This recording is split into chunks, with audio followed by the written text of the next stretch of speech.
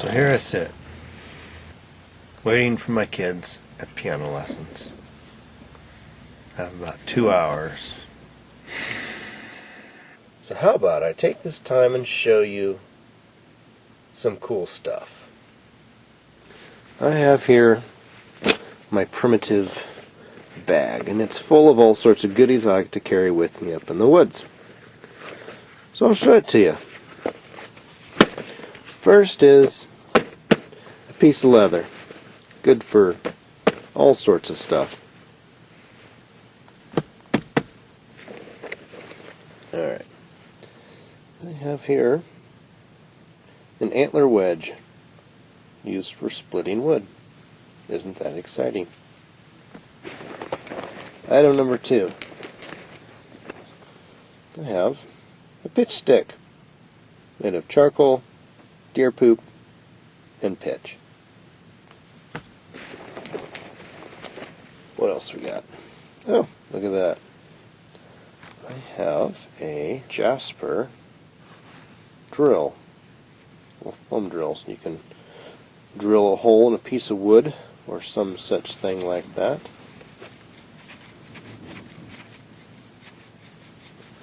Made out of red jasper, unheat treated, so it's still hard as can be. And a chunk of Missouri flint. It's a nice little spall, has a nice sharp edge. Not a super thin, so it's good for scraping and stuff like that. Or it could be made into a blade at some point. And I also have a pressure flaker, an antler pressure flaker.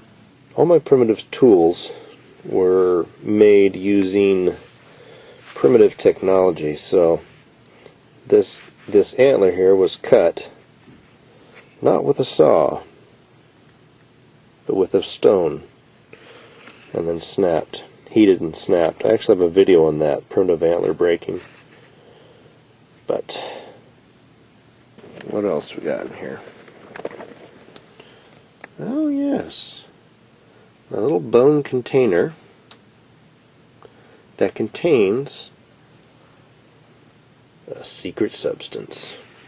I have a length of dog bane cordage, well used dog bane cordage. It's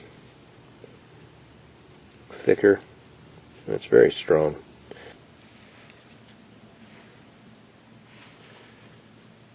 Just a bunch of dried yarrow. Yarrow is a very medicinal plant, so I keep it with me. It's good to stop bleeding, disinfectant, and other things. So when you're flint knapping, you're always cutting yourself. Oops. Oh! Just like that. Still bleeding. So it's good to have something like that around.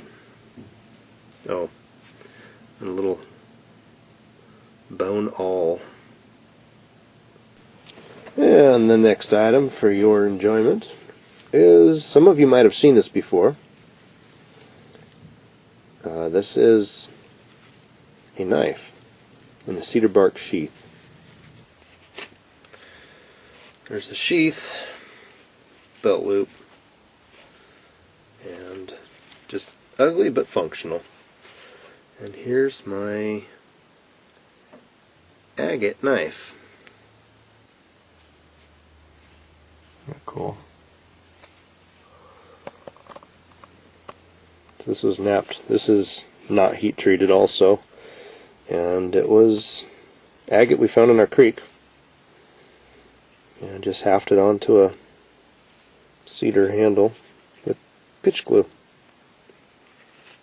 What else we got? Oh yes. This is our bearing block for a friction fire. This top piece goes in the spindle. This is naturally found that way. I ground that one out, but it's too shallow. It doesn't really do anything. But this one works really good for holding the top of the spindle. It's kind of cool.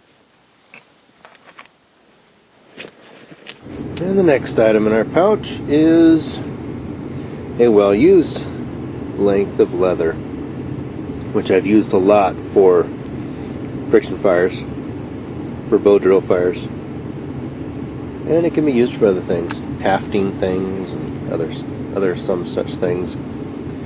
A small pressure flaker, just made out of a deer bone, just for finer work. And a little drill.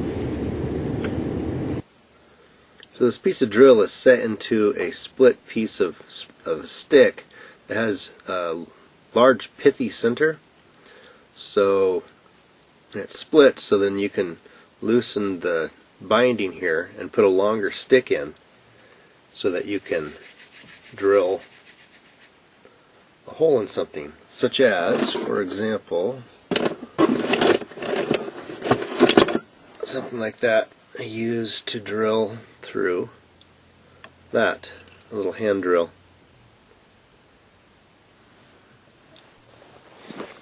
And what else is in here? Oh, an old arrowhead. I made out of some funky stuff I found in the creek.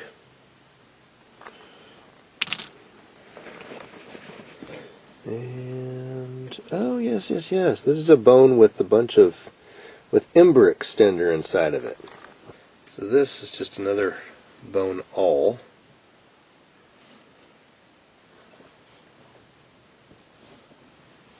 For shredding stuff and for poking holes in things. And again, a little length of dog bane cordage around it. But this is colt's foot ember extender, and what it does is when you make a coal with a friction fire, this will keep a coal.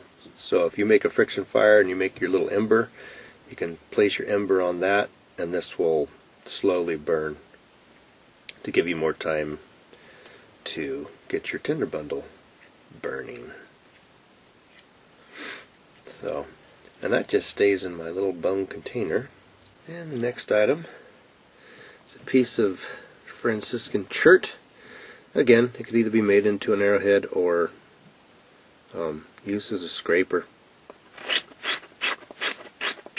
But I better not do that too much. It's my wife's car. Oops. Oh, a little flake of jasper. And this just has one sharp cutting edge and another kind of rounded scraper edge. Works really good for scraping arrow shoots and arrow shafts and things like that. I think that might be it. Yep, I don't see anything else in there. That's it now. A little length of dog bane cordage. So that's kind of a kit that I carry with me a lot. I keep it in my truck